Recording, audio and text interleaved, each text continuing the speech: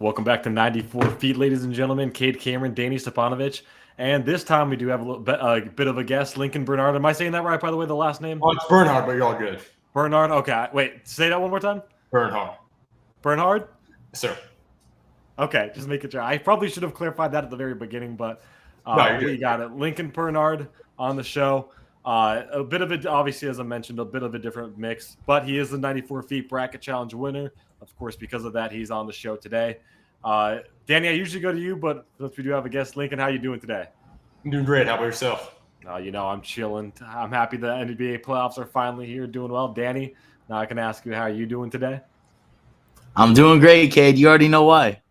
Oh, yeah. You got the hat going already. You got, I know you're going to talk your talk, especially today, but hey, they deserve it. Reeves and Hachimura, they played their hearts out today. It makes sense for them to, for you to be happy about what they did in Memphis. And I think, honestly, we talked about it. I think, the Lakers are going to take that one, but we'll save that one for later.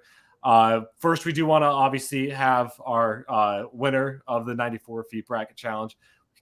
We want to talk to him first, so we're going to start off the show with that, talk about his background, talk about, of course, why he made the decisions he did when he did make that bracket. And, of course, since it is NBA playoffs time, talk about his personal predictions. And, of course, we also got to talk about our predictions as well. The play-in's officially over. Our first round is here, so we got to talk about that. But, Lincoln, just to start off with everything, tell us a little bit of a background about yourself. I know you told me in the text when you let me know that you were the winner. Very interesting background. I feel like it's definitely one we should be able to talk about. So I'm originally from South Dakota. It's a very small town, South Dakota. And I transferred to a little bit bigger high school in Minnesota during my senior year of high school. It was about 350 kids. My high school before that had about 40 total in the entire school.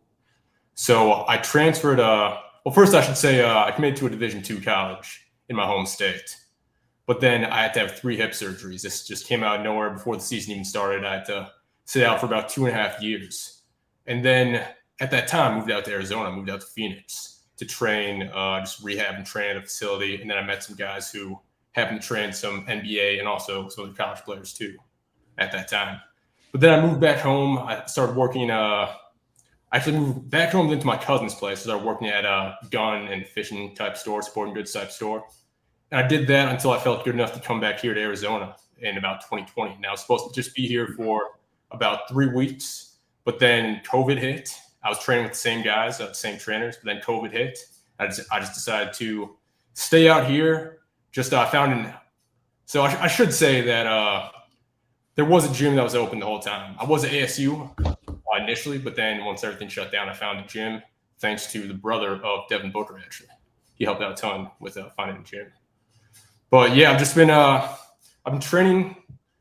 Let's see. So 2020, I was training at that gym, but then I tore the labrum in my right and left shoulder. So I was originally going to declare for the draft in 2020. I did sign the paperwork, but then I tore the labrum in my right and left shoulder. I was trying to get a spot in the NBA G League. I was talking to a few teams at the time until I tore the labrums in my shoulders. And now I'm just trying to rehab. Now I'm trying to get better. I'd say right now I'm about 75%. Hopefully I'll be ready by the summer to start working out for teams. Dang, see that's a hell of a story if you ask me. Obviously, I mean, I wasn't really sure what to expect. You talk about how you were committed to a D2 college. One of the only, I mean, when the text you sent me, the only D2 underclassmen to declare for the NBA draft. So, I mean, as you kind of were talking about it, you had that opportunity to come out to Phoenix, train with some guys who have trained other NBA players. Just what was that process like for you being able to kind of say that I feel like I'm good enough to put myself in the draft and to kind of start talking to these G League teams and kind of how's that whole process working out for you? I feel like that's kind of a side of the sports that not a lot of people really get to see. I'd say a lot of it was just due to my confidence and just the way that I played the game. That I'm primarily a three-point specialist. I do shoot a lot of threes, and I felt like that would translate a lot to the G League game. I think seems like the college game and the NBA and G League type game is kind of like two different sports to me. It's they play the game differently. A lot more threes in the American professional basketball system. Just a lot more floor spacing, a lot more threes, a lot faster paced. And I felt like that was beneficial to the way I played. And of course, I consulted with these trainers, and they said, "You know what? I think you probably made a living off of this." And I said, "All right, Pat." Do you see yourself competing overseas at all? Has that been an option for you? Oh, that could be an option. Right now, I'm primarily looking at the G League, but overseas would definitely be an option if the G League would not work out for whatever reason. Okay. And who do you compare your game to? Who like give us an NBA comparison? So I was actually doing an interview last week, and this might come as a surprise. I don't know if you guys know who this is, but Paul Zipser, one of my friends, he used to watch a lot of Chicago Bulls basketball, and it was just some random German player. I had no idea who this was, but he said, "You know what? Look up Paul Zipser highlights right now. He played exactly like him." And I said, "Okay, I'll look him up." I didn't even know who this was, but I thought, "Dang, he plays almost exactly like him." That's funny. I was gonna say I'm not gonna lie, I'm not too familiar with the name, but I'll definitely have to take a look at it after this. But one of the things also is that you obviously talked about how you were training out here with some trainers who had also trained with some NBA players. Obviously, you don't got to get at the name of the trainer, but give us an insight. Like, what was it like working with the trainer, and then also like what players had he trained in the past that are now playing in the NBA? So when I was going through the rehab process, I would come in first thing in the morning. And then after my workout was done, I would see Alan Williams was the first guy I saw, former Phoenix Suns player Alan Williams. And remember when Virginia beat UMBC, or when UMBC beat Virginia 16 versus 1 seed. So the point guard, star of that team, was training out in Arizona. He was the second guy I saw walk through the doors. And then at the facility I was rehabbing at, the facility where I do my weight training, I saw Cam Reddish worked out with me, Jared Culver, who else? Devin Kennedy out of Princeton. I think he plays back and forth in the NBA and the G League right now. And Matt Mooney from Texas Tech. I don't know if you guys know who that is, but he played a little bit at University of South Dakota too. Mike Daum, South Dakota legend, played for South Dakota State, one of the all-time leading scorers in NCAA history.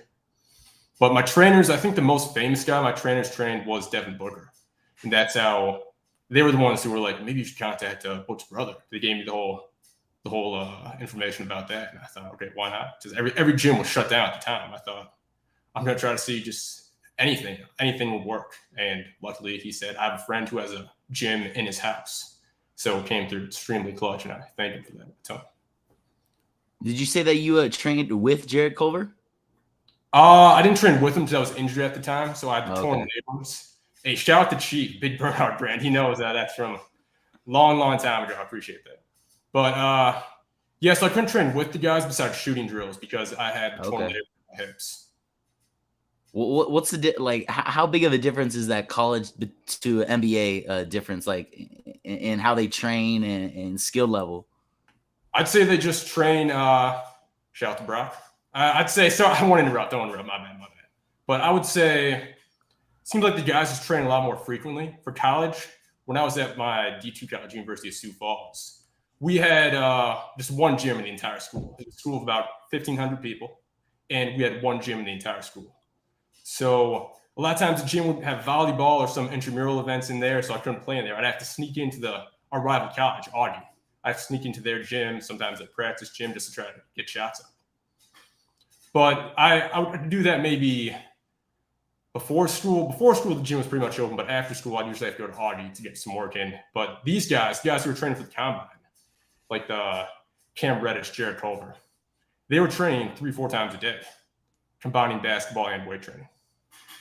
Jeez, yeah, that's crazy. I mean, yeah, that's absolutely ridiculous. That shows you the difference between, obviously, Danny, what we're doing in high school and what we were doing in high school, all the way up to that professional level where you're just making it a lifestyle. But we're just talking about University of Sioux Falls, a D2 school. For you, when you were coming out of high school, getting recruited, as you mentioned, you did choose that D2 route. In the time that real quick, were you able to get some games in there or no with the injury? Unfortunately not. So I got injured right before the season started. So I think it was either October or November that I had my first hip surgery.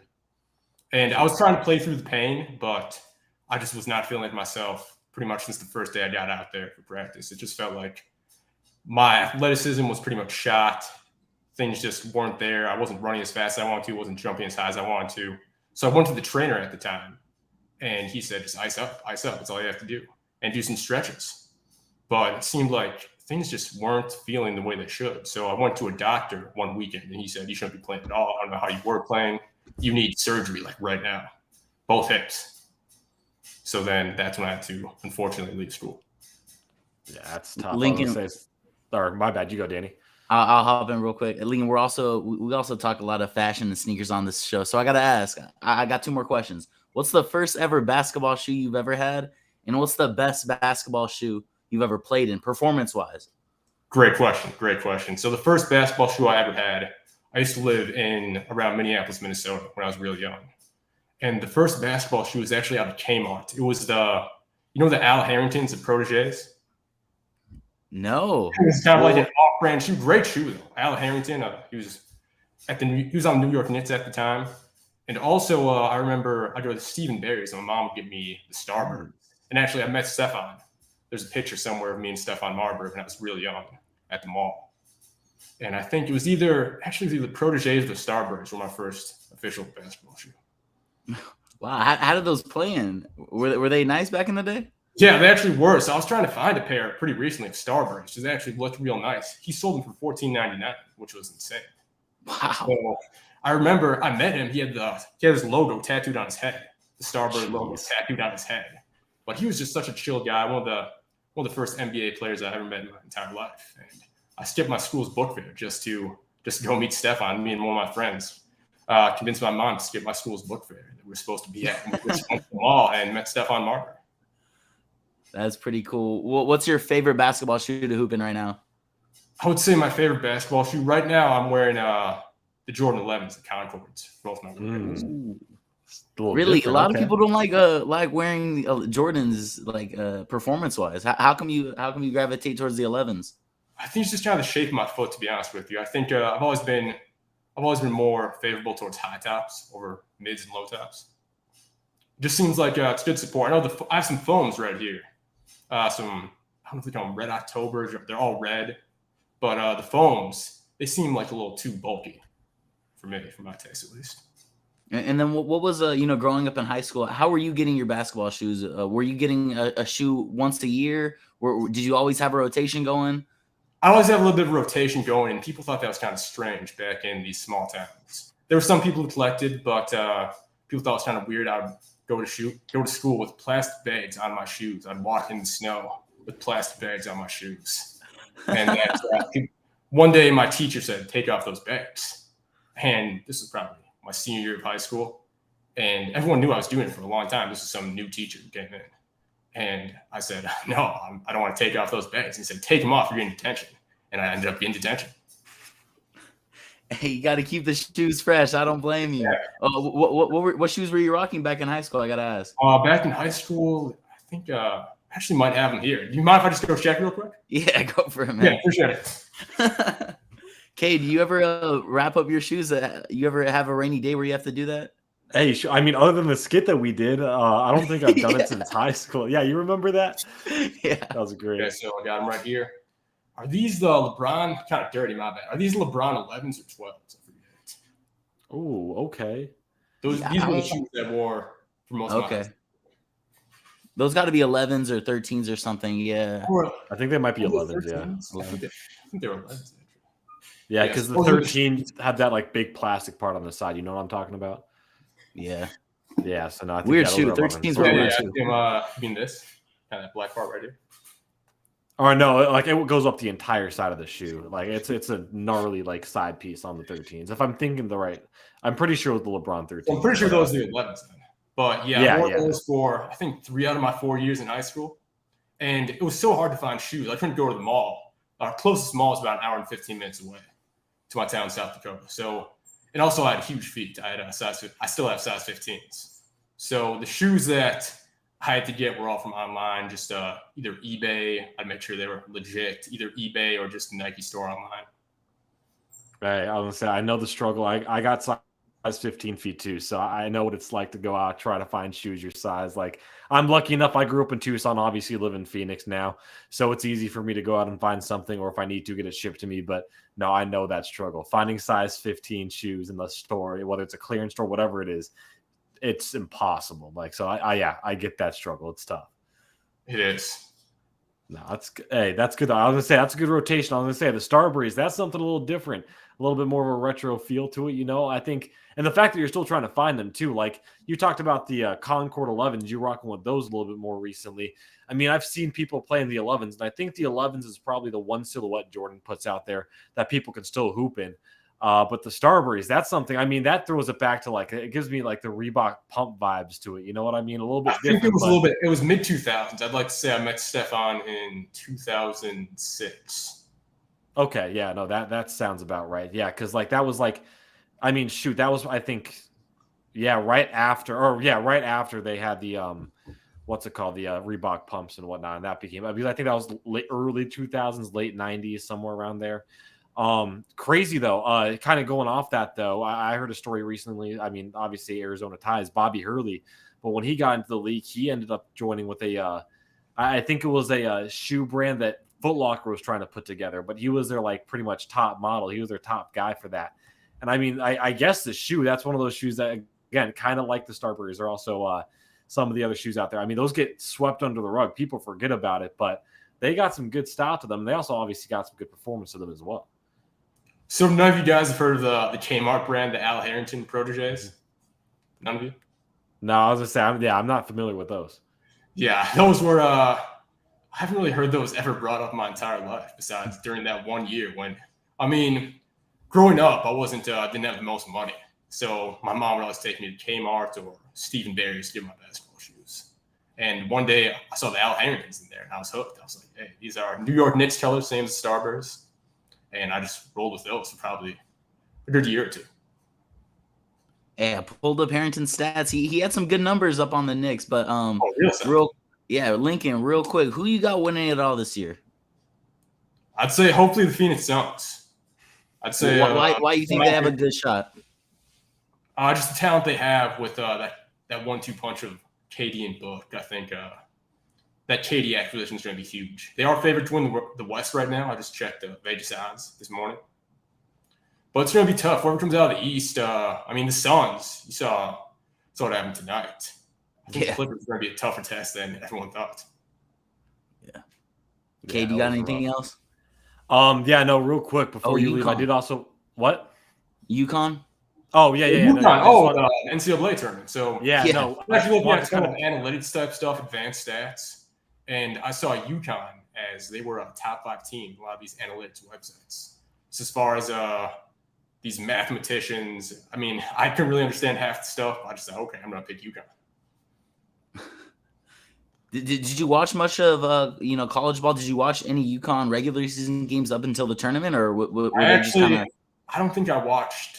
I maybe watched 2 college basketball games the entire season leading up to the tournament.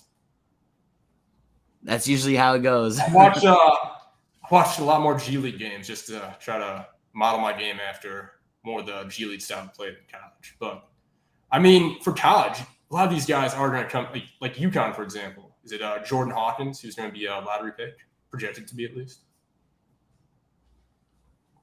Yeah, no, it's. I mean, as you talked about, UConn being one of the top 5, like statistically being one of the top 5 teams out there.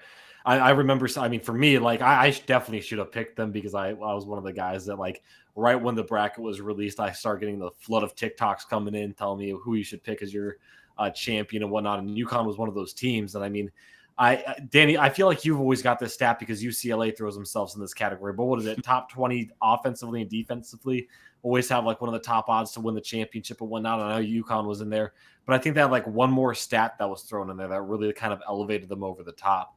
But just in general, I mean, one of the things that I think is really interesting is, of course, UConn 5 seed winning it all. By the time they were in the Final Four, it was really no surprise. They played such good basketball leading up to that. But I mean, you've got teams like Houston, which I think were a big time favorite. Alabama. I mean, for a long time, Arizona, maybe just me. Honestly, it could just be just me. But Arizona, Texas, like all these teams that genuinely had really good shots, and I think a lot of people were picking as their favorites. But they fizzled out. I mean, for you, what led other? I mean, you talked about the like statistically and math wise why you picked UConn, but I mean, what drew you to UConn compared to a team like Alabama, who overall during the season looks so statistically well? Great question. So I saw Alabama's 3-point percentage, and it was only 33 on the season. And I thought if they have a bad shooting night against, say, a defensively minded team like SDSU or Virginia. I thought they might have a tough night. And I mean, I picked Virginia to beat SDSU, but SDSU had the same type of thought that I had actually had Virginia beating Alabama in my bracket. And I just thought, if someone shuts down Alabama's offense, I mean, they obviously have the best offense in regular season in NCAA. But that 3-point percentage, it just really stood out to me. I thought if they have a bad shooting night, who knows what's going to happen. Yeah, no, I can definitely see that. I mean, that's obviously what happened. When was it against that San Diego State game? Miller goes out, doesn't do anything, and that's kind of the end of the Alabama season right there through one guy. I mean, that's also real quick too. I mean, shoot, we might have to get you back on here during the NBA draft and whatnot, just because, I mean, obviously you have a little bit more experience with that. But I mean, for the guys who are now coming out of college, looking into the draft, from your perspective of being able to actually sign the paperwork, get into it, I mean, what was that whole, like, walk us through that experience real quick and what it was like to actually like put your name in that category. So it was different in 2020 since everything was kind of shut down. But I had to contact the NBA League office and I actually eventually signed with an agent after I signed my paperwork.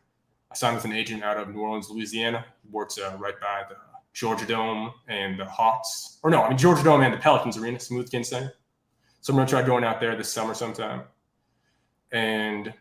But the paperwork, you just have to contact the league office, and then they said, okay, fill out this form, see if you're eligible. I filled out the form, and they sent back the official draft application.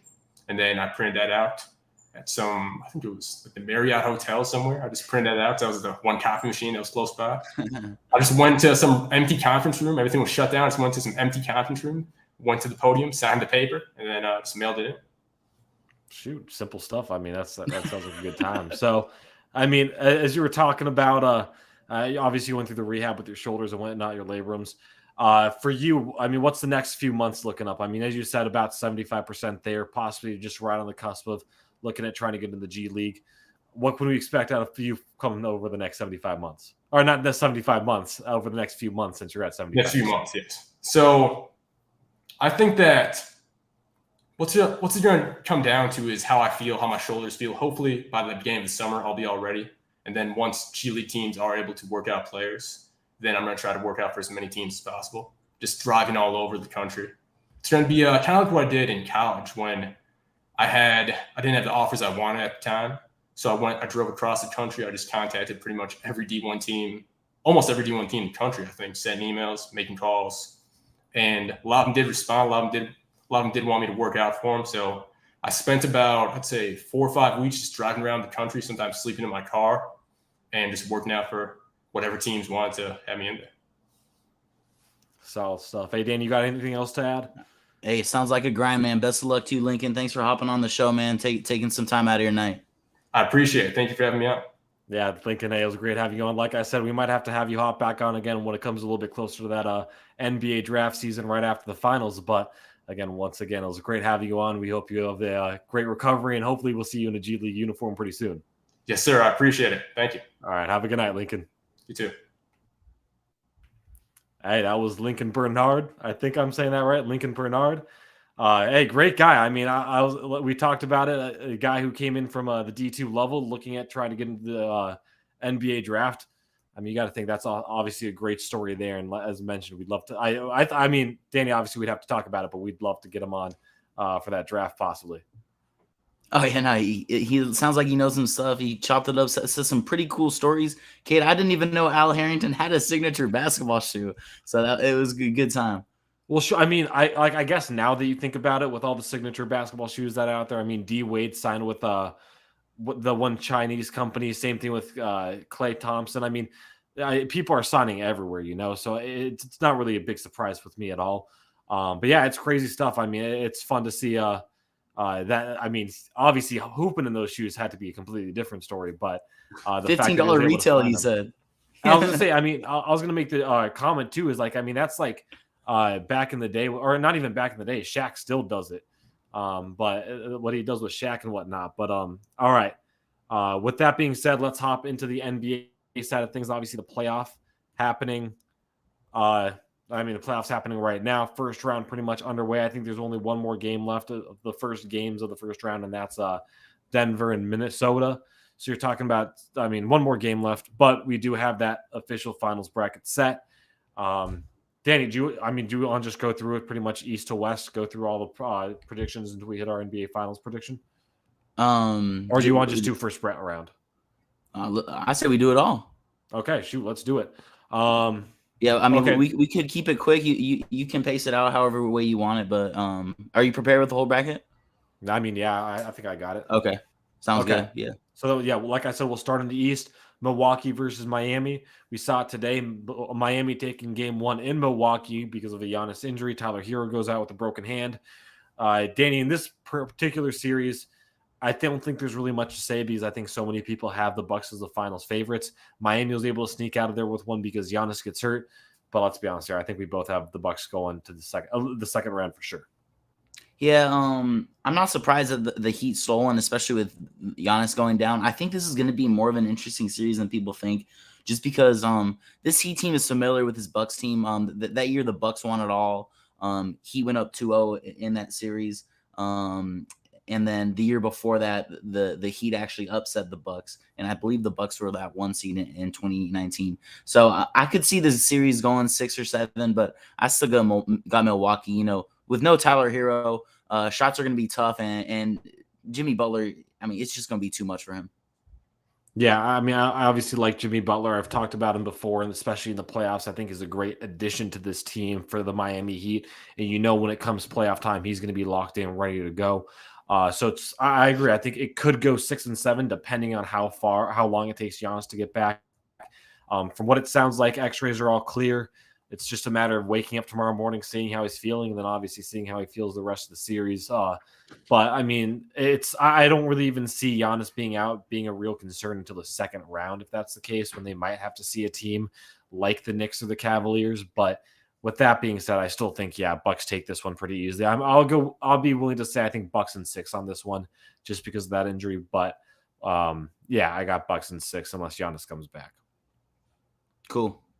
All right, let's hit the Knicks Cavs series. Knicks taking one on the road yesterday, a big win for the New York team. Jalen Brunson had a little bit of a hot time for a little bit back in the third quarter, but again, as mentioned, Knicks up 1-0, shooting good on both sides. Danny, how you feeling about the Cavs and Knicks in this series? Kate, I know we're on opposite ends this year, if I'm predicting right. I'm gonna stick with my gut. Cavs in 7.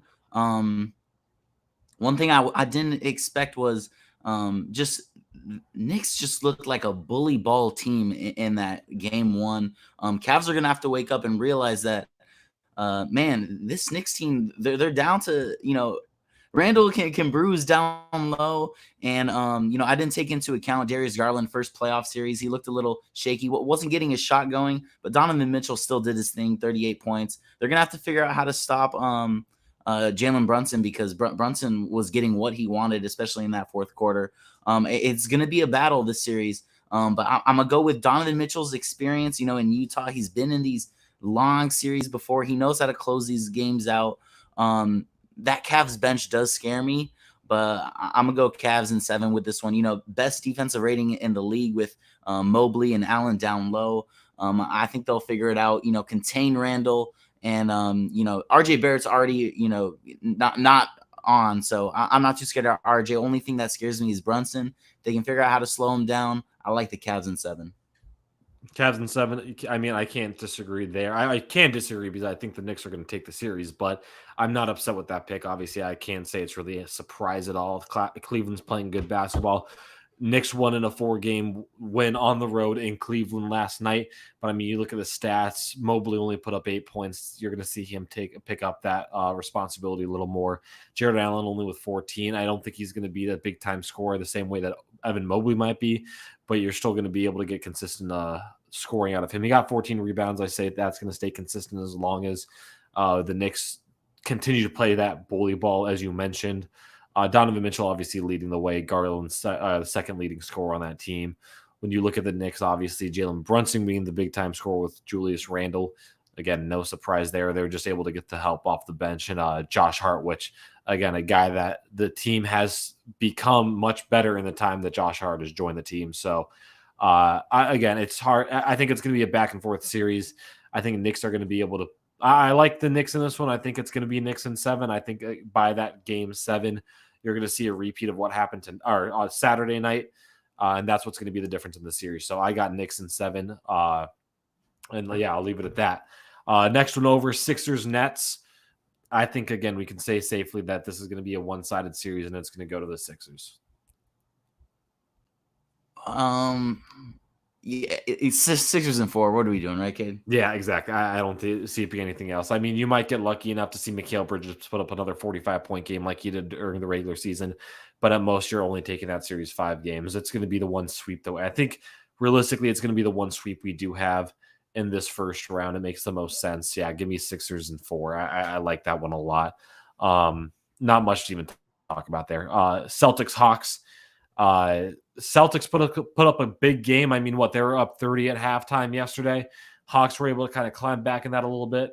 I don't think the Celtics are going to have many issues here, but I do think with the Hawks, Trae Young's going to have that one massive game in Atlanta. That's going to make it a 5-game series, and that's going to be it for this Hawks. That's going to be the last big hoorah for the Hawks this season. That's true. I was going to say sweep, but I could see Ice Trae having one game in Atlanta. Atlanta turns up in the playoffs. He can get the crowd going too. So I'll give the Hawks one game. Celtics in 5. Yeah, Celtics look the best. I think it's easy to say that if the Bucks go out, Celtics are going to be that number 2 team coming out of the East without a doubt. Even then, it wouldn't be a surprise if they take down the Bucks in the Western Conference or Eastern Conference Finals.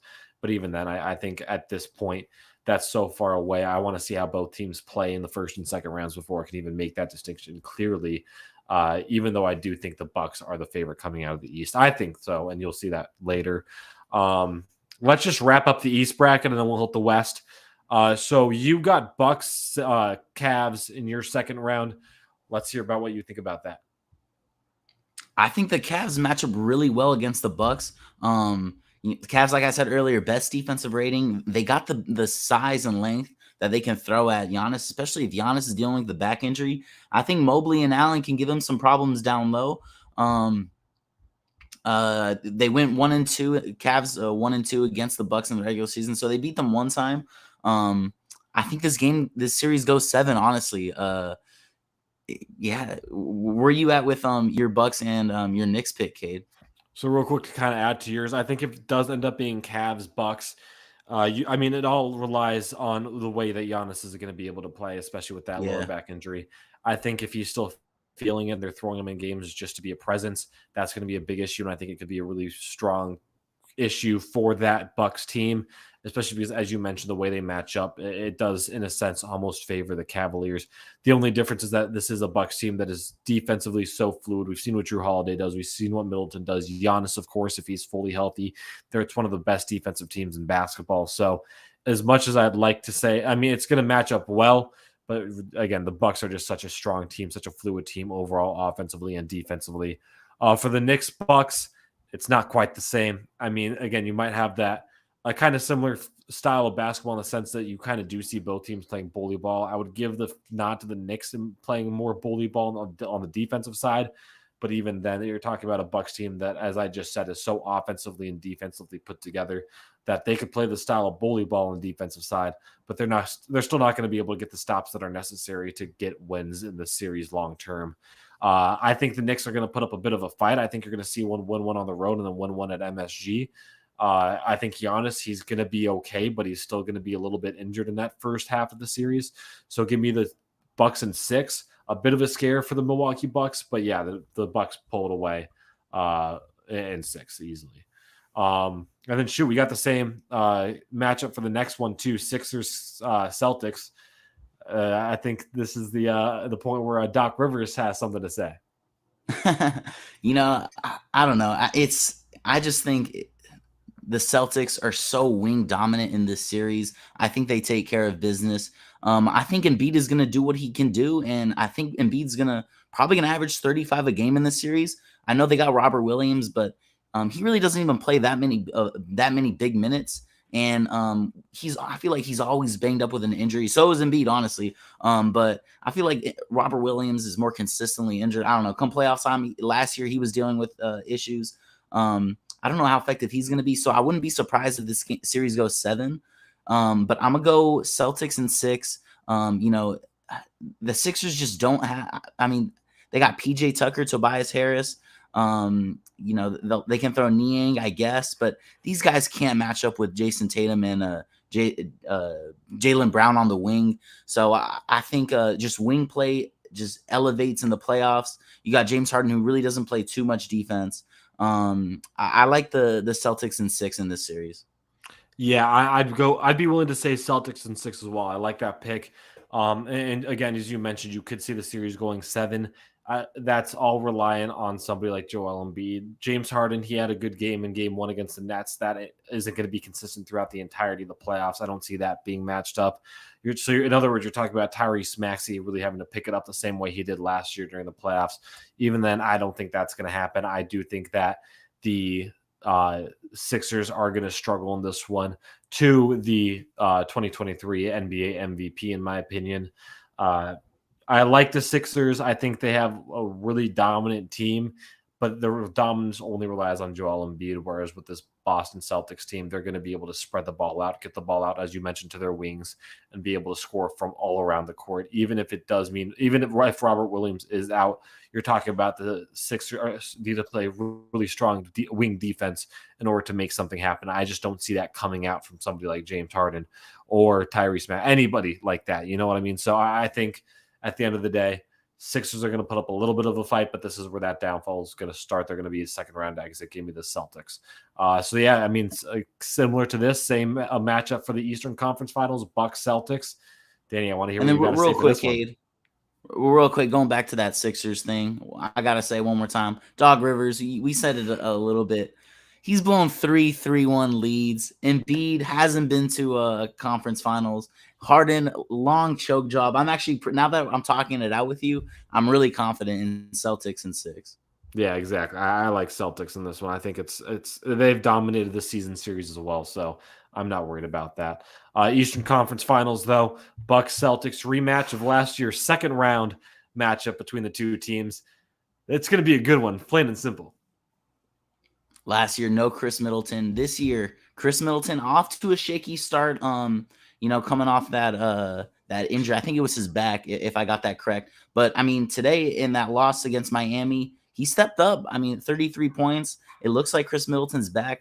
I hope Giannis is gonna. Do you know the update on that back injury, Kate? Is he day to day? Yeah, it looks like day to day. Yeah. From what it sounded like, cleared the X-rays. But it was, I think Budenholzer said he will see how he's feeling in the morning. So it sounds like day to day. Okay. Yeah. So I hope both teams are going to be fully healthy. And I really like how this Bucks team, they have wing defenders, unlike the Sixers. They can throw Jay Crowder. Grayson Allen is a dog that gets at it. Bobby Portis, I know he's a little bit taller and slower, but I feel like he can move with the wings. He's had some big playoff games last year. This is a veteran Bucks team. Against a veteran Celtics team, and I think the edge goes to the Bucks with that wing defense.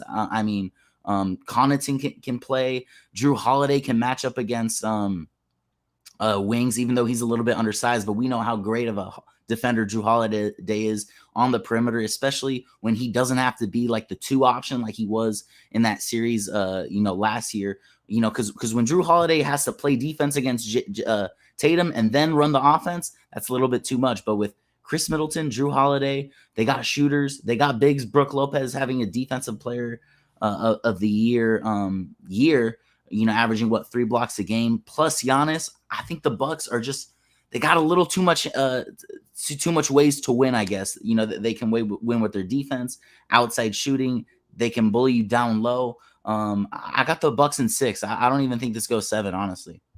Yeah, I 100% agree. I think just in general, this is a much stronger Bucks team than what we saw last year when these two teams played in the second round. This Boston team obviously going through injuries themselves with Jason Tatum, Marcus Smart. I mean, let's be honest here. Let's throw Robert Williams in there at some point during the postseason because it's bound to happen.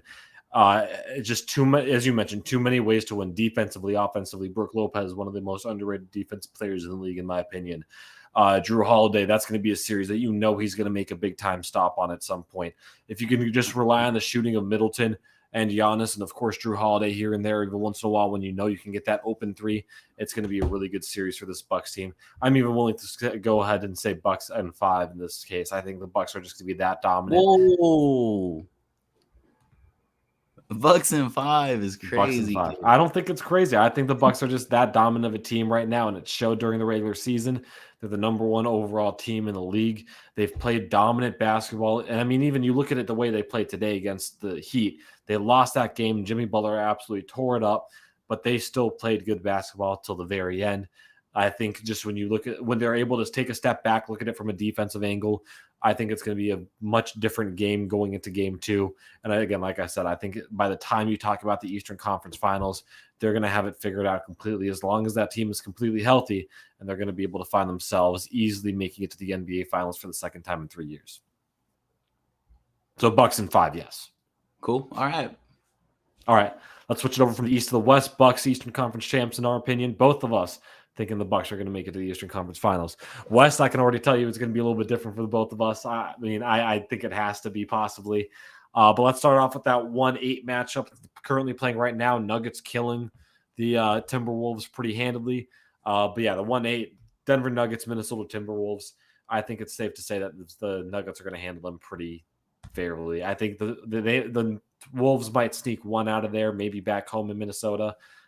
But it's going to be an easy win for the Denver Nuggets. Yeah, I got a Nugget sweep in this one.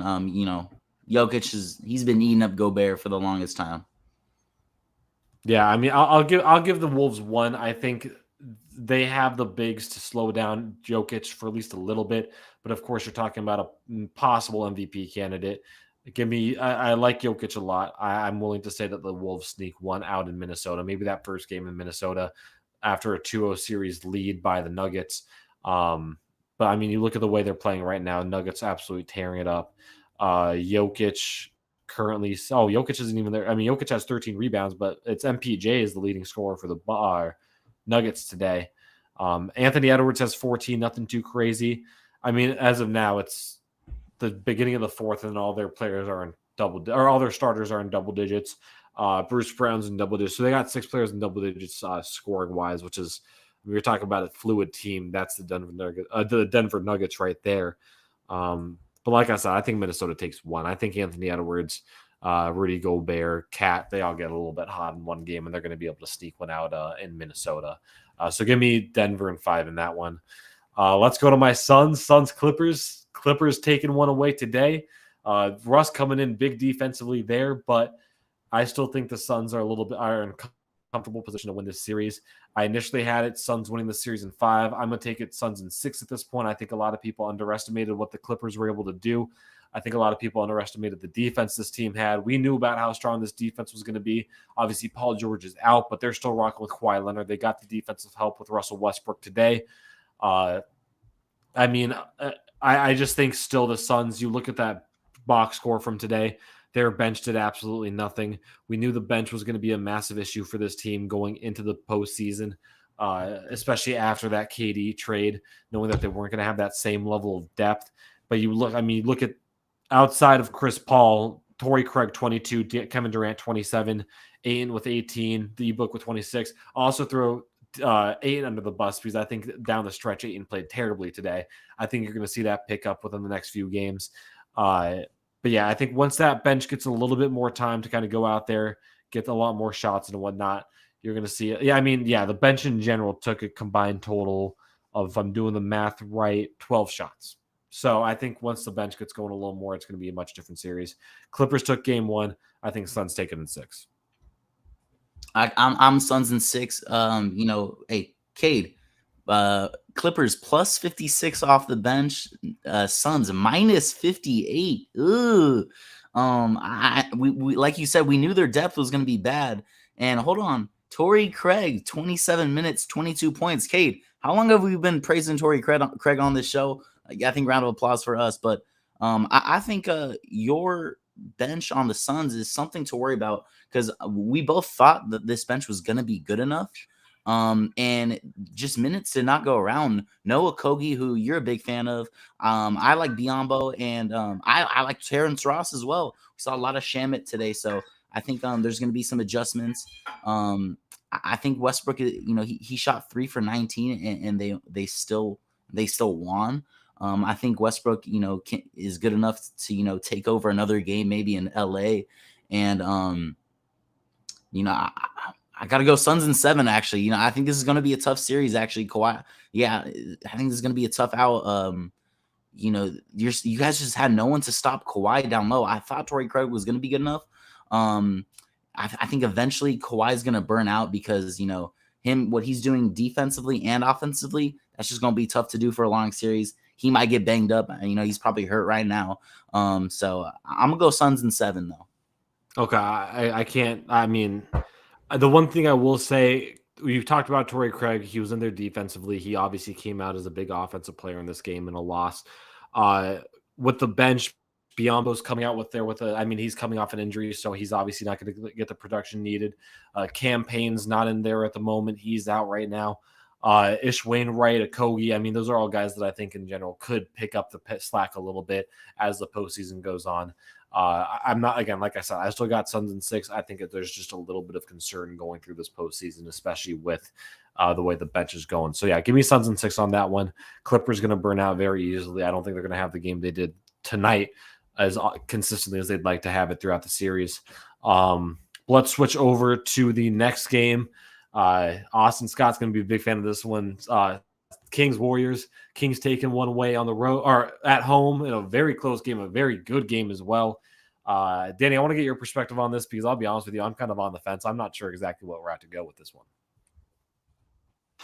Man, this is tough, but I got to go with the veteran leadership. I got to go with the Warriors in this one. I said last week, I think the Kings are a nice dark horse, and I definitely could see them going on runs. If I'm wrong and they beat the Warriors, which is entirely possible, I could definitely see this Kings team go on a run. You know, beat the Warriors. Andrew Wiggins' first game back, he came off the bench, and he looked great. You know, he's probably going to play upwards 35 minutes from now on.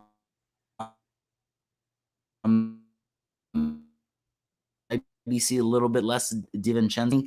I got to give it to the Warriors. They easily could have won this game if Andrew Wiggins hit that wide open 3. And the Kings, like I said, you know, just they eventually they're just not going to play defense, not get stops. I know, you know, they've been putting up tons of points every game. And I guess they get timely stops, but against this Warriors team, I'm just scared. I'm scared to bet against Steph Curry in the playoffs, Kade. So I really want to go Kings, but I'm going with that veteran leadership. Wiggins, like I said earlier, he looked great, and you know he's missed the last 37 games. So once he gets some more reps under his belt, I think they'll be fine. And Warriors in 7. Yeah, I'm in that same category. I love the Kings, but I think the only way they're going to win this series is if they put up 120 points a game each game in the series. I don't think that's going to happen. We know the Warriors are able to play defense. Didn't show it too much last night, and obviously a 126-123 loss, but that doesn't mean that they still can't do that. They have the veteran leadership. They have the ability to go out there and win games. Steve Kerr has never lost to a Western Conference team in the time that he's been the coach in the playoffs. So you're talking about a guy with not only just veteran leadership, but just outstanding leadership when it comes to the Western Conference. I like the Warriors. I like the Kings a lot. I really want to see him go. But yeah, at the end of the day, Bruce Brown's our head coach, right? Yeah. Okay, I was going to say, I mean, the one thing that they might have is that Bruce Brown, one of the guys that came in from that Golden State coaching staff. So you might have a little bit of ties in there, maybe a little bit of insight that Bruce Brown can come in and help with. But again, I don't think that's going to last a full 7-game series. I like the Warriors in 6 here. I think they're going to win it at Chase Center. All they need is that one on the road, and I think they're going to get that in game 2. And it's going to be a 6-game win or 6-game series in favor of the Warriors. Heading over to the next one, we'll give it to your Lakers, Grizzlies. Lakers look good. I don't know if they're going to be able to keep it up consistently throughout the series, but I think they're going to be able to be good enough to win this series. Ooh. Okay, Kade, you surprised me with this one. Okay, I thought I was going to have to come out arguing for my Lakers, but yeah, I got the Lakers too. You know, I don't know. I didn't expect them to come out like this. Game 1, Rui Hachimura, 29 points off the bench. But what have I been saying the past couple weeks? This Lakers team is deadly. They got different ways they can beat you with different guys. You know, They got Austin Reeves in the starting lineup, 23 points. I mean, LeBron and AD, 21, 22. I mean, the Lakers really just got a bunch of dudes that could score for the first time in a while, it feels like.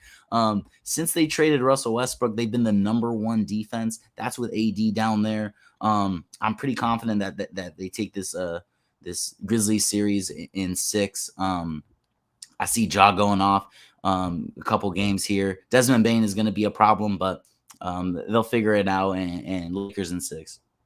I'll go 1 over. I'll say Lakers in 7, but I think a lot of it does come down to the health of this team, especially for the Lakers. I mean, we saw Anthony Davis dealing with some stuff today.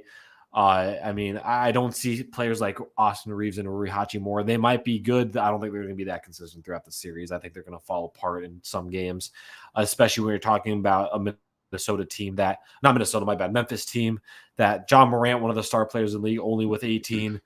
Desmond Bane, 22. That's going to be good enough. Dylan Brooks, I think, can put up a little more, and only 15 bench points. That's going to obviously change pretty consistently. That's going to be a big change as this series goes on. I like them in 7. They have the talent. They have the skill.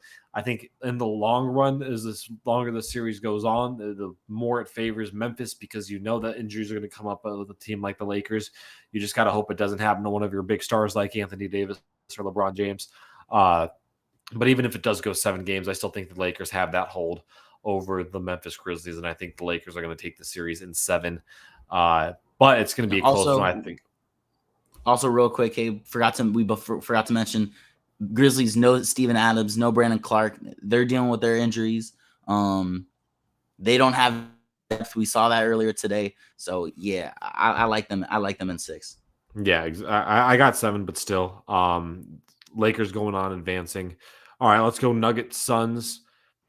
I'll let you talk first. Nuggets Suns. Kade, I'm so sorry, but the NBA regular season has to matter, right? I don't know if I'm overreacting to game 1 where I saw a Suns team have completely no depth, no bench. And, if their stars aren't hitting, D-Book, Chris Paul, DA, KD, superstars, right? But they're going to be playing 45 minutes a game, it looks like. And the Nuggets, I mean, this Nuggets team, just top to bottom, their roster construction is so beautiful. They got defense that they can throw at guys. They got the bench. I think we're going to see a motivated Jokic with something to prove. And this Suns team, I've been saying it the past couple weeks, Kade, with KD, y'all are I think it's 10-1 now or something. Or 8-1. 8-1, and you still haven't beat anyone. You still haven't proven to me that you can be a solid team. I'll go through those 8 wins, Kade. Charlotte, Chicago, Mavs. Not impressive. You beat the Timberwolves. Timberwolves did not look impressive today. And then you beat the Nuggets with no Jokic. Then you beat the Thunder, the Spurs, and then the Nuggets again with no Jokic. So this Suns team is not battle tested. I thought the bench was going to be good enough with Terrence Ross and Okogie, Craig and Shamet, but I mean, I guess you guys just aren't using rotations. Well, I'll see this Clippers series. What I'm blanking on the head coach's name. What's his name? For Michael. Suns. Oh, for the Suns, Monty Williams. Yeah, we'll see what Monty Williams does. He's proven that he knows how to make adjustments. I do trust him, but it looks like he doesn't trust his guys. Maybe is what I'm getting at. So I'm gonna go with the most consistent team all season, and it's gonna be a battle. I mean, KD's not gonna go out easy, so I'm going Nuggets in 7 in this one. Nuggets in 7. It might be an overreaction on my part. Nuggets are looking really good right now. They are playing the 8th overall seed. The Suns, again, it's going to come down to the bench. I think with the Suns, if the Suns make a deep run in this playoff, it's going to be long, drawn-out series each time. It's not going to be these quick 4-game series. It's not going to be sweeps, anything like that. It's going to be 7-game series, 6-game series, 7-game series, something like that. Because we know this bench is going to be inconsistent throughout the entirety of the playoffs, and that the only way this team is going to win is if they have that help from their bench with the same performance that the stars are putting out there, like Kevin Durant, Devin Booker, Chris Paul, DeAndre, and all of them, So I think it might be an overreaction to say that I think the Nuggets might win this series. I think the Suns are still an incredibly good team, but I think as of now, you're right, the regular season does have to count. The one thing in the side of the Nuggets is that they continuously lose in the playoffs. The one thing in the side of the Suns is that they don't have a bench. It's so hard to pick this matchup right now. And again, part of it might just be overreacting. I can't say I know which one is truly going to win this series. I know I have to give an answer. I'm going to play it safe. I'm going to go with the team that I had going into this series. I'm going to go with the Phoenix Suns. I like the Nuggets a lot. I think they can do a lot. I think it's just the fact that by the time they get to the second round, that's when things start to fall apart for this team, whether they're the number one overall seed or whether they're the sixth seed. As mentioned, the past 2 seasons, the number one overall seed has gone out in the second round. Last year was the Mavericks over the Suns. The year before that was the Clippers over the Jazz. You can make the argument that the Suns were really strong last year. The Jazz played a really strong basketball back in 2021. If history repeats itself, it's going to be whoever wins this game, whether it's the Clippers or the Suns, they're going to have their opportunity to beat the Nuggets. But this is also a Nuggets team that has an MVP on their team, a 2-time MVP, possible 3-time, seeing how things go this year. A very deep team now that they have Jamal Murray and Michael Porter back. Aaron Gordon's playing good basketball. You have some depth at the bench. You saw it tonight with Bruce Brown. You're talking about having to throw everything out at this Denver Nuggets team. They're not impossible to beat. It's just going to be a hard team to beat. And with the Suns team, they're going to take it 7 games, but I think overall they're going to end up winning this series just because of the talent this team has. The Nuggets are good. They don't have the superstar talents that the Phoenix Suns do. And when it comes to a 7-game series and that clutch moment in the 7th game, it's a gene that I think the Suns have over a team like the Nuggets. All right, Kay. It doesn't sound like you're too confident, but I'm not. But I was going to say, I think it's a toss-up. I think it's a coin flip. I think it can go both ways. So, yeah, I'll take the Suns on that one. But let's move on. Lakers versus the Warriors in this series. This is going to be a fun one. Another California series for the Warriors. But, again, this might be another coin flip one. But, Danny, I'll let you talk first. I'm gonna go with the team that's been playing better. I'm gonna go with my Lakers, of course. I'll be really surprised. I mean, how many times have I seen Anthony Davis do what he wants against Kevon Looney, Draymond Green? Supposedly he called himself the greatest defender of all time. Not when Anthony Davis is playing against him, that's for sure. Warriors are gonna have home court advantage, and that's gonna matter, I think. But Crypto Staples Center, it's going to be turned, and we know the Warriors haven't been able to win on the road all season. They couldn't take it in game 1. So I don't know. Like I said earlier last week also, I don't know if this is the same hungry Warriors team that they were last year. Klay Thompson, I know in just game 1, but he looked slow. It looked like he couldn't stay in front of people, and the Lakers got some guard play as well. D'Lo, AR can get to the rim. I think he's AR 15. He's like the most efficient player in the NBA when it comes to layups in the basket. So he can kill it in the pick and roll. Dennis Schroeder off the bench. This Lakers team, I'm just in love with it. I'm sorry. What can I say? Lakers in 7. Lakers look good. I think this is where injuries start playing a role now. I think the injuries are going to actually hit the Lakers. I don't think it really comes as a surprise. We already kind of saw what happened today, as mentioned. I think long-term, this is going to be something that will keep players out. I feel like we've gone a little bit too long with seeing LeBron James and Anthony Davis both playing good basketball, being healthy. I think this is where we're going to slow down. I think this is where the Warriors are going to start actually really picking it up in a postseason series. They now have the Kings under their belt. That's all they needed to really pick it up. I like the Warriors in this series. I think shooting is going to play a massive role. I think it's going to be a long, drawn-out series, though. I think you got to get – I'll say Warriors in 7 in this one. I think both teams are very good. They're both playing great basketball, both very good defensive teams. You're going to see the Lakers go out there, make some big defensive stop to lock down games. But I think the Warriors are going to come away with this one. Steph Curry, Clay, I mean, they all have the pedigree and experience to be there. Obviously, LeBron does too. Anthony Davis isn't necessarily in that same category, even though he has a championship ring. And you can go down the entire list of that roster, and they do not have the pedigree necessary, especially with Darvin Ham as the head coach. Yeah, you got me on exactly, Darvin Ham. Exactly, especially with Darvin Ham as the head coach. You'd go Ham versus Kerr. I'm taking Kerr all day.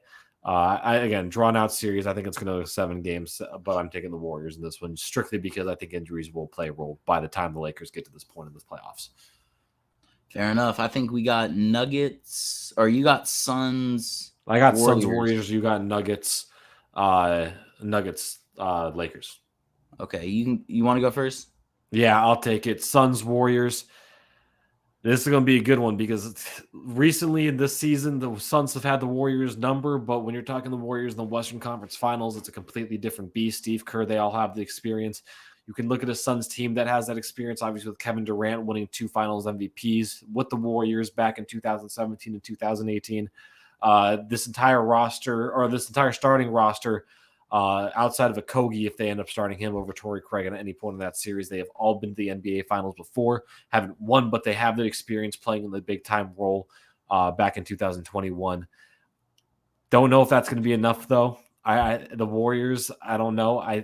They haven't been playing, as you mentioned, they haven't been playing like the championship team they really can be, but they also still have the pedigree, they still have the history, they still have that opportunity to get there. It's a team that's right now the 6th seed, but is it really a surprise if they make it to the NBA Finals? No, it's not. With that being said, again, you look at the bench, there's a lot more of a depth at the bench. Jordan Poole hasn't been putting up the numbers he has wanting to been putting up this season, but he's still putting up numbers that much better than anything compared to the Suns bench. Same thing with DiVincenzo. Again, this is another tough one. And because it's a tough one, I have to go with the pick that I started off with. I'm going to go with the Phoenix Suns. Give me another 7-game series with this team. I think even though, yeah, you don't like that one, I know that's okay. Even though the Suns, even though the Warriors are going to be a good shooting team, the Suns know how to shoot well. They're going to be able to have the bodies to match up against guys like Draymond and Steph and Clay. Defensively, I think when you're talking about 2 series, one against the Clippers, one against the Nuggets, that you're going to have to show those defensive capabilities with. If you're making it to the Western Conference Finals, then you're going to be able to not necessarily slow those guys down when it comes to the 3-point shooting, but you're going to play good paint defense and get some. You're going to have to force them to pretty much shoot the 3 if they're going to be good shooting the 3, which the Warriors team is good at shooting the 3. That's where they're going to find that success. I don't know if you're going to be able to keep up just 3-point shooting and that reliability on 3-point shooting in a 7-game series. It's going to be another long, drawn-out series. Give me the Suns. I think I like the Warriors in that matchup just because they can throw different guys defensively at your Suns players. Wiggins we know how good of a defender he was all the way for the guarding JT and JB last year in the finals. DiVincenzo looked pretty good in limited time. And then signing back Gary Payton was an underrated trade at the trade deadline. I think I got to go Warriors in this one, Kade. I'm just not sold on your Suns. I'm sorry. I'm treating it right now. I'm just going to treat it like it's an overreaction. What happened tonight? I think the Suns are going to bounce back, but you got to also give credit to the Suns. Their defense did show up tonight, even though it did come in a loss. Devin Booker can play defense, especially on guards like Klay Thompson and Steph Curry. Kevin Durant's going to be able to play defense. Not necessarily. You're going to see him match up against those smaller guards like Klay and Steph. Maybe not guys like Draymond or Andrew Wiggins, but he can at least play defense. Again, it all kind of relies on how good DeAndre Ayton is in the paint. I don't know Draymond is a guy that would bully DeAndre Ayton without a doubt, and he's going to let him hear it as well. I can see why you're not sold. I'm just treating it like it's an overreaction. Give me the Suns right now. I think they're still going to find themselves making it back to the NBA Finals. Have your Suns, in this Chris Paul, Devin Booker era, have they matched up with the Warriors yet, Kade, in the playoffs? I can't remember. Not in the playoffs. No. Wow. Okay. Yeah. So this should be an exciting series if it comes to that. Steph versus D-Book is something I want to watch, but I can get into my pick. I got Denver and the Lakers rematch of the Western Conference Finals. Back when the Lakers won it all, so long ago it feels like in the bubble, for real.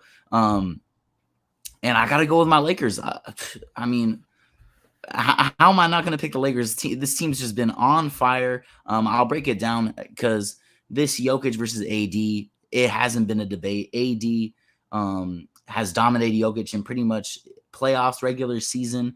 I feel like in this series, if it happens, Jokic is going to become a defensive liability, honestly, because the Nuggets have no backup center. I don't think people realize that DeAndre Jordan is backing up Jokic down low at the 5. I know they like running Jeff Green at that small ball 5 sometimes, but he's more of a 4. And he might be 40 years old. Kate, how old is Jeff Green? I can't believe he's still in the league. He's still doing his thing, respectfully. But talking about how the Suns have no depth, this Nuggets team outside of Bruce Brown, They really don't got too many guys. They love playing that Christian Braun kid who can't really shoot the three. He's only a rookie. Again, playoffs time, I know he won a championship at Kansas last year, but this is a completely different animal, the playoffs. So Lakers better bench, better big, because like I said, like I've been saying, AD's been playing like the best player in the West. That's over Jokic. So I'm going to go Lakers in 6. I think they take care of business, even though as a 7 seed, Nuggets, they can have home court advantage. We want Jokic. Lakers want Jokic. Trust me, this is a matchup the Lakers want. Nuggets 15th in defensive efficiency all season long. That's nothing too crazy. Lakers in 6. All I'll say to that is if you think the Nuggets can beat the Suns, they can definitely beat the Lakers. I would go opposite direction in that side. I think the Nuggets are going to take that one. But let's hit our NBA Finals matchups. I got a rematch of the 2021 Finals, Bucks Suns.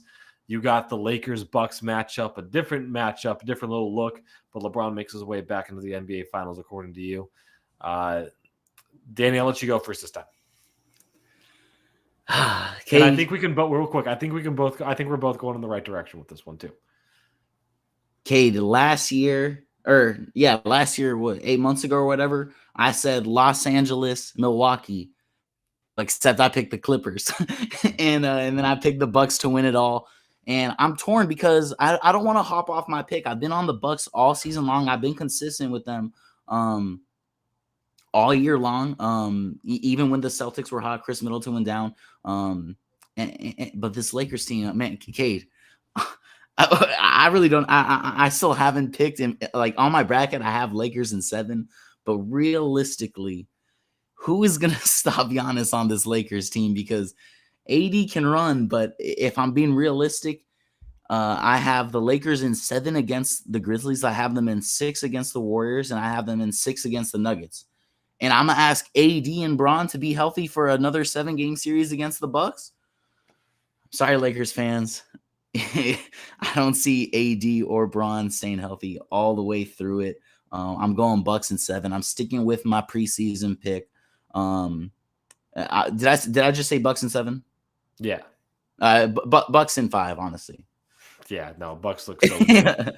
I mean, I was in the same category. I think I had Bucks Clippers in my finals matchup. I had Clippers going all the way and winning it. I'm obviously gonna have to mix it up. I know this happens every year. You see the number 1 team in the league, and you think, how can anybody stop this team? Then obviously they go out in the second round of their playoffs. This Bucks team is much, much different, though. I think this is a Bucks team that is so good, so fluid, so dominant, so composed. They're just an overall fantastic team. Possibly, you can make the argument that they're going to go down as probably one of the best teams this decade. I think it's safe to say, even though it's still early in the decade. It's such a good looking Bucks team. They're so fluid. They're so good. They've had the championship experience without having to go too far in any direction to really make any massive upgrades like the rest of the league has done. And the only difference is that they're still playing at a level where they're able to get back into that championship contention every single year. Give me the Bucks in this one. Bucks over the Suns. It's not going to be close either. I think it's going to be a 5-game series too. I think the Bucks are just that dominant this season. I think they're just going to play that good of basketball. It's so easy to talk about this team. Give me the Bucks in 5. Bucks winning the NBA championship. I'm not disappointed about that. Giannis deserves to be on the accolades as one of the best players of all time, and I think that's going to those true conversations. They might be little teasers and whatnot, maybe hot takes, but I think if he wins another championship, another Finals MVP, like he is going to do this year, he's going to truly throw himself into the conversation of one of the best players in NBA history. Ooh, after 2 rings, he might be on his path, actually. How old is he, Kade? I'll pull up his age real quick. I'll say I think his first year was 2013. So he's only 28. Yeah. Exactly. So he's got time to make sure that he can make it work out. I got Bucks in 7. Not Bucks in 7, Bucks in 5. Cool. Wow. Okay, we have the same pick, Bucks in 5 to win it all. Okay, we gotta make it interesting. Pick someone else, bro. Take the Celtics. I gotta go Bucks. I was willing to mix it up with you in the West, but Bucks are gonna take this one like a cake. It's gonna be easy for them. Dan, you got anything else to add before we hit Fit of the Week? I don't think so. No. All right, let's hit it. Danny, you won last week. slowly starting to come back. I Does it matter? Yeah. What was that? Does it matter? We'll say it matters right now. Why not? I mean, we got you. I think you got time to maybe tie it up, but I think again, I'm 1 win away from actually knocking you out completely and actually having to go through the challenge. Also, I sent you a video. I guess Russ and some Suns fan was going into it after the game. So Oh, I saw that. different. Yeah. Nothing different out of Phoenix. Nothing. I mean, I feel like it's always going to be the same. But I'll go first for my fit of the week. I'm going again, somebody that's never been on before, but somebody I think deserves it this week. It's a little bit harder this time of year because of the playoffs. Not as many fits are actually being shown right now. But I'm going Quentin Grimes. I mean, just overall, you can't really see it. There you go. Just two-piece, looking good together, looking like your mom's tablecloth. But I think it looks really well. So I'm going Quentin Grimes this week.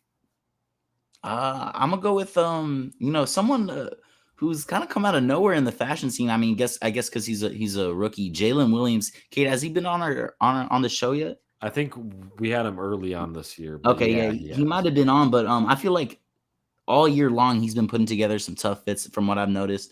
And this fit, I don't really know what brands he's got going on, but I picked this one out because he's rocking the tank top. It's going to be hot in summer, so wanted to get out a tank top fit this time. I'm not even really too much in love with the fit, actually, because the jeans are kind of crazy. But like you said, there's I saw those, yeah. You can't even see that. But like you said, there's not too many options. But I wanted to pick tank tops. You can still wear Timbs in the summer, I guess. Jalen Williams, though, hopefully he'll help me out, get my record up a little bit. Yeah, Our Lady of Guadalupe jeans there. No, he was on week 8 for us. So, he's definitely kind of picking himself up and possibly throwing himself in one of those possible Fit Kings categories a little bit later on in his career once he kind of gets that style going a little more. But as usual, head over to our Instagram, Twitter. Make sure you vote for that. At 94 Feet Show, we'll have that up at some point during this week. I always delay it to like Saturday night, but we'll make sure we got that up shortly. Danny, we're long show, an hour 17 minutes. You got anything else to add to this? Hey, Kate, real quick, I got to show you my latest pickups I got earlier this week. What you think? You have these, right? You got the Sambas? Oh, the Sambas, yeah. And I bend the tongue down, but yeah, I got them. Oh, okay. What do you mean? Like just keep it like this? No, so like I fold it over the top, so it's almost like I don't even know how to describe it. Shoot, I'll pull out mine real quick. You talk. All right. But yeah, I had to hop on the trend, kid. I've been seeing them all over TikTok, and I hate hopping on trends like with the pandas or whatever it is. But man, these Sambas are just they're so uncomfortable, but like they go with anything. Honestly, I haven't had too many issues with mine. I think they're comfortable. But yeah, like see, I got that really? flipped over like that. Ooh, kind of a little bit different, a little bit more unique. I think it's a good look though. But yeah, no, I like these things. A size too small, so they do kind of hurt my feet, but not uncomfortable in my opinion. So I like them. Have you busted them out already? Oh yeah, definitely. I'm not as often as I'd like to, but yeah, I definitely have. Okay, cool. Yeah, that's all I got. All right, sounds good. Once again, we thank you guys so much for joining. Thank you for Lincoln for hopping on, talking about his journey, possibly to the NBA G League within the next few months, maybe even taking that step further, find himself in the NBA at some point. Obviously, of course, as I mentioned before, make sure you hop on over at our social medias at 94 Feet Show. Follow there. Fit of the week will go up on that. Hopefully at some point or during this week. I don't think it's going to be too busy of a week, so maybe I'll be able to actually stay consistent and get that up midweek this week. But with that being said, hey, it's playoff basketball. Go out there and watch some games this week. Let's see what happens with my Suns. Let's see what happens with Danny's Lakers. Whatever teams you may follow, let's just hope it's good playoff basketball. That's all I ask for. Thank you guys so much for joining us tonight. Have a fantastic week.